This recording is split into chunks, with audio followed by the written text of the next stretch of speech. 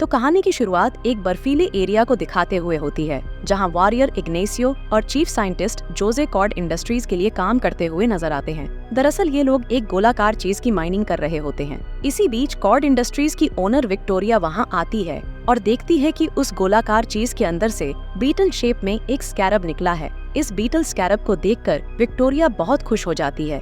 इसके बाद हम जैमी नाम के लड़के को देखते हैं, जो कि अपना ग्रेजुएशन खत्म करने के बाद अपने घर आया था। यहाँ जैमी की फैमिली उसे एयरपोर्ट पर लेने आती है, जिसमें उसके पिता अल्बर्टो, माँ रोसियो, चाचा रूडी, बहन मिलाग्रोस और उसकी ग्रैंडमा होती हैं। जैमी को पिकअप करने के बाद सभी लंच के लिए जाते हैं, जहां जैमी को अपनी फैमिली से पता चलता है कि कॉर्ड इंडस्ट्रीज धीरे धीरे पूरे शहर पर कब्जा कर रही है, जिससे उसकी फैमिली ने अपनी दुकान खो दी और उनके ऊपर काफी कर्जा हो गया, इसलिए जल्द ही वो अपना घर भी खो देंगे। इसके अलावा जैमी को पता चलता है कि फैमिली में हुए इन हालातों के कारण अल्बर्टो को हार्ट अटैक आया था। सब कुछ जानने के बाद जैमी कहता है कि मैंने अपनी पढ़ाई कंप्लीट कर ली है और अब मेरे पास डिग्री भी है, इसलिए मैं अच्छी जॉब ढूंढकर सारा कर्जा चुका दूंगा। लेकिन समय बीतता गया, पर जैमी को कोई भी जॉब नहीं मिलती है, जिससे जैमी काफी परेशान होता है और अपनी बहन मिलाग्रोस से कहता है कि मैं एक दिन बहुत सारे पैसे कमाऊंगा और सब कुछ ठीक कर दूंगा। इसके बाद हम जैमी को बहुत ही बड़े घर में देखते हैं, जिसे देखकर ऐसा लगता है कि वो बहुत अमीर हो गया है। पर तभी मिलाग्रोस उसे बुलाती है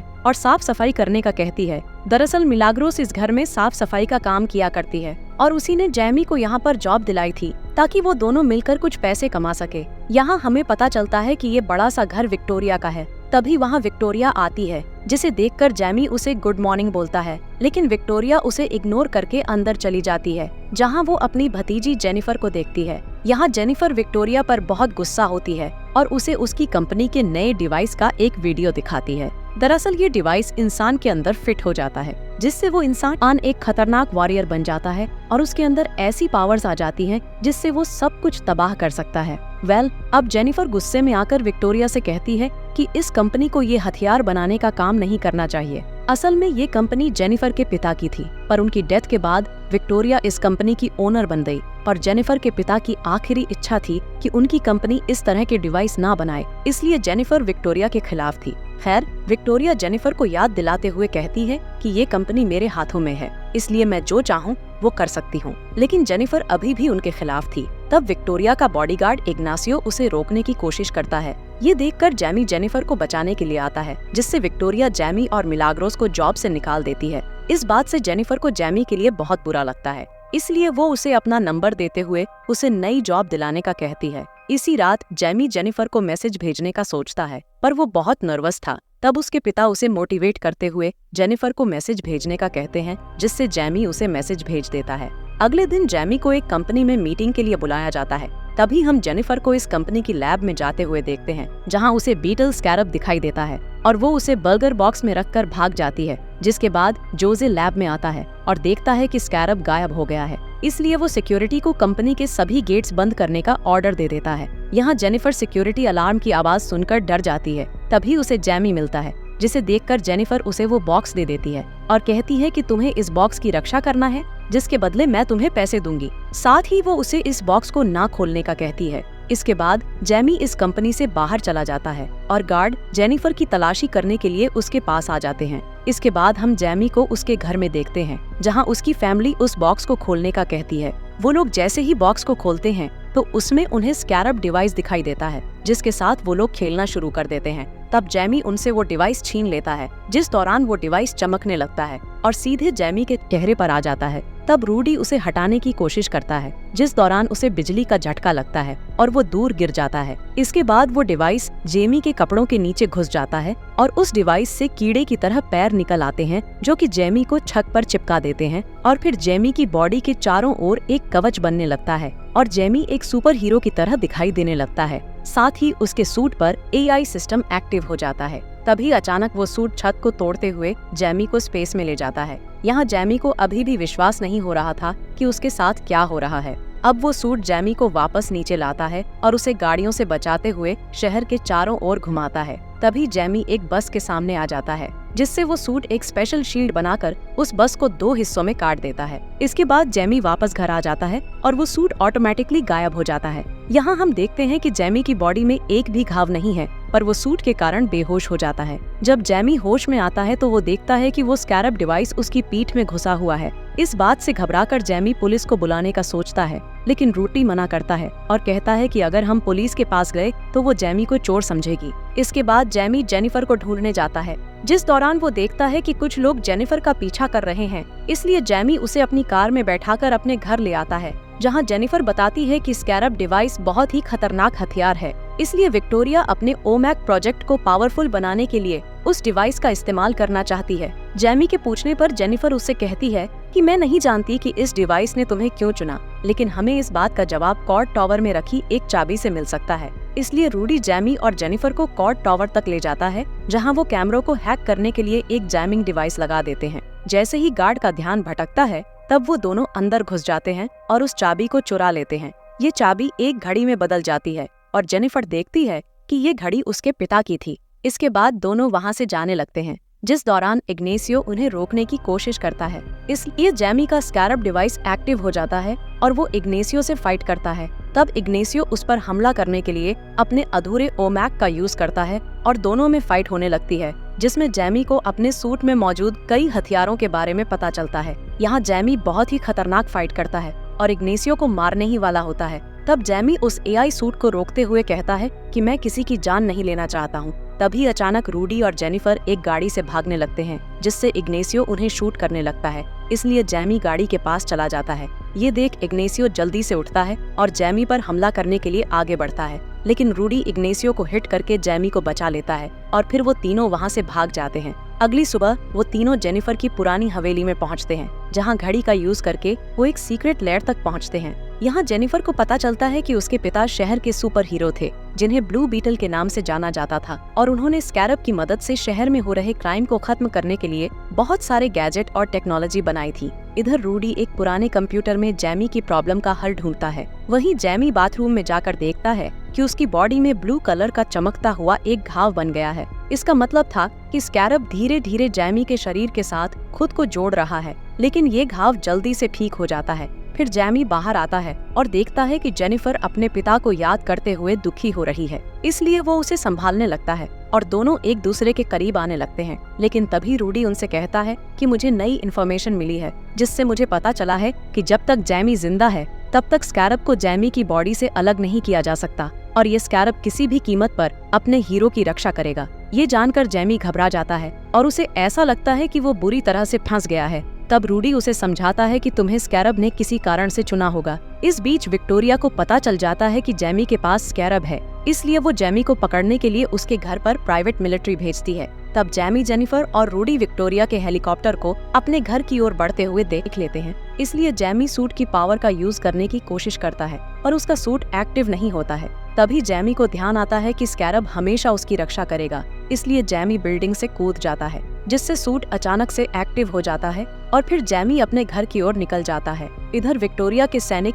जैमी की फैमिली को घर से बाहर खींचकर उनके ऊपर गन पॉइंट कर देते हैं। तभी जैमी वहां आ जाता है और कुछ सैनिकों को धक्का देकर गिरा देता है। दूसरी ओर विक्टोरिया जैमी के सूट की पावर देखना चाहती थी, इसलिए वो अपने सैनिकों से जैमी की फैमिली को टारगेट बनाने का कहती है। तब जैमी अपनी शील्ड को एक्टिव करता है और अपनी फैमिली को गोलियों से बचा लेता है। इसके बाद जैमी अपने एआई से ऐसे हथियार मांगता है जिससे किसी की जान न जाए। इस हथियार से जैमी सभी सैनिकों को मारना शुरू कर देता है। इस बीच उसकी फैमिली वहाँ से भागने लगती है, जिस दौरान मिलाग्रोस गिर जाती है। जब अल्बर्टो उसकी मदद करने के लिए उसके पास जाता है, तब एक सैनिक अल्बर्टो पर हमला करके उसे बुरी तरह घायल कर देता है, जिससे उसे हार्ट अटैक आ जाता है। यहाँ विक्टोरिया का बॉडीगार्ड इग्नेसियो जैमी को अपने निशाने पर ले लेता है और उसे शूट करने वाला होता है कि तभी जैमी को अपने पिता की आवाज सुनाई देती है, इसलिए वो उन्हें बचाने के लिए जाने लगता है। जिस दौरान इग्नेसियो ब्लू बीटल को कमजोर करने वाली टेक्नोलॉजी से अटैक करके जैमी को नीचे गिरा देता है। थोड़ी ही देर में जैमी के घर को ब्लास्ट करके जला दिया जाता है। यहाँ जैमी अपने पिता को मरते हुए देख रहा था, पर वो चाहकर भी उनकी हेल्प नहीं कर सकता था। अब इग्नेसियो जैमी के पास आता है और उसे अपने साथ ले जाता है। अगली सुबह हम जैमी की फैमिली को देखते हैं, जो कि अल्बर्टो के मरने से बहुत दुखी थे। तब ग्रैंडमा सबको हौसला देते हुए कहती हैं कि हमें रोने के बजाय जैमी को बचाने की कोशिश करनी चाहिए। तभी वहाँ जेनिफर आती है और पूरी फैमिली को अपने पिता की उस जगह पर ले जाती है जहाँ उन्होंने बग नाम का एक एयरक्राफ्ट बनाया था, जिससे बहुत ही स्पीड से उड़ा जा सकता था। इसके अलावा उन्हें यहाँ लड़ने के लिए कई गैजेट्स मिलते हैं, जिसमें मिलाग्रोस कुछ गैजेट्स के साथ एक ग्लव वाला गैजेट भी उठा लेती है। वहीं ग्रैंडमा और रोसियो दूर से हमला करने वाले हथियारों को चुनती हैं। इसके बाद वो पाको आइलैंड पर बने फोर्ट पर हमला करने का प्लान बनाते हैं। दरअसल इस फोर्ट में विक्टोरिया जैमी की बॉडी से स्कैरब निकालने वाली थी, इसलिए वो जैमी को एक मशीन से जोड़ती है और उसे ओमैक के डेटाबेस में डाल देती है। इस प्रोसेस में जैमी की मौत भी हो सकती थी। इसके अलावा इग्नेसियो की बॉडी के कवच को भी इसी मशीन से जोड़ा गया था, ताकि स्कैरब का सारा डेटा इग्नेसियो के सूट में आ सके। अब जैसे ही प्रोसेस चालू होती है तो जैमी दर्द से चिल्लाने लगता है और कोमा में चला जाता है। तब उसे आफ्टर लाइफ के विजन आते हैं, जिसमें जैमी अपने पिता अल्बर्टो से मिलता है, जहां अल्बर्टो उसे बताता है कि ब्लू बीटल को अपनाना ही तुम्हारी लाइफ का सबसे बड़ा मकसद है। इसके बाद जैमी कोमा से बाहर आ जाता है और स्कैरब को पूरी तरह से अपना लेता है, लेकिन तभी उसके स्कैरब के कोड्स इग्नासियो के सूट में ट्रांसफर हो जाते हैं, जिससे इग्नेसियो का ओमैक सूट बहुत ही ज्यादा पावरफुल हो जाता है। इस बीच रूडी फोर्ट पर बग एयरक्राफ्ट को गिरा देता है, जिससे सैनिक उन पर गोलियां चलाने लगते हैं, पर ये एयरक्राफ्ट बग बहुत मजबूत था, जिस वजह से उन्हें कोई भी नुकसान नहीं हो सकता था। साथ ही बग एयरक्राफ्ट अपने पैरों से सैनिकों को मारता है। इसी बीच रूडी एक स्पेशल बटन को दबाता है, जिससे बग नीला धुआं छोड़ता है। इस धुएं के कारण सैनिक बेहोश हो जाते हैं। इसके बाद मिलाग्रोस और जेनिफर फोर्ट के अंदर जाते हैं, जहां उन्हें ओमैक सूट का एक बड़ा सेट मिलता है, जो कि स्कैरब की इन एनर्जी ले रहे थे। इसलिए वो एक गैजेट की मदद से इस सेट को ब्लास्ट कर देती हैं, जिससे फोर्ट का एक हिस्सा गिर जाता है और वो दोनों अलग अलग हो जाती हैं। इधर लैब में जैमी को होश आता है, लेकिन वो सूट का यूज नहीं कर पाता क्योंकि उसका सिस्टम रिब्यूट हो रहा था।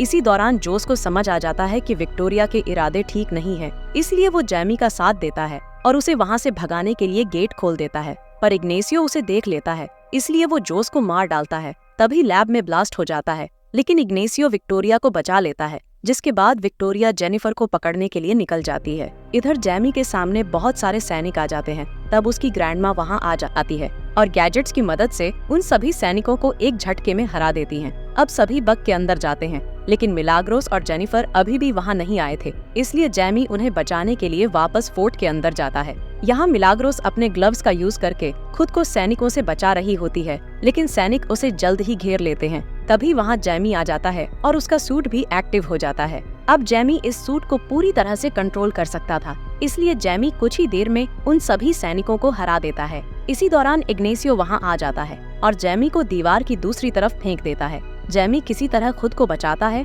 और फिर इग्नेसियो से लड़ने के लिए उसके पास जाता है, जिससे वो दोनों लड़ते हुए स्पेस में चले जाते हैं और एक दूसरे पर अटैक करते हुए वापस जमीन पर गिरने लगते हैं। इस बीच विक्टोरिया जेनिफर को बंदी बना लेती है और यहाँ से भागने की तैयारी करती है, लेकिन तभी जेनिफर अपने पिता का स्पेशल गम बॉम्ब हेलीकॉप्टर में डाल देती है, जिससे हेलीकॉप्टर क्रैश हो जाता है। पर जेनिफर और विक्टोरिया बच जाती हैं। यहाँ जेनिफर स्कैरब के डेटा वाले डिवाइस को तोड़ देती है, जिससे विक्टोरिया अब कभी भी स्कैरब जैसे डिवाइस नहीं बना सकेगी।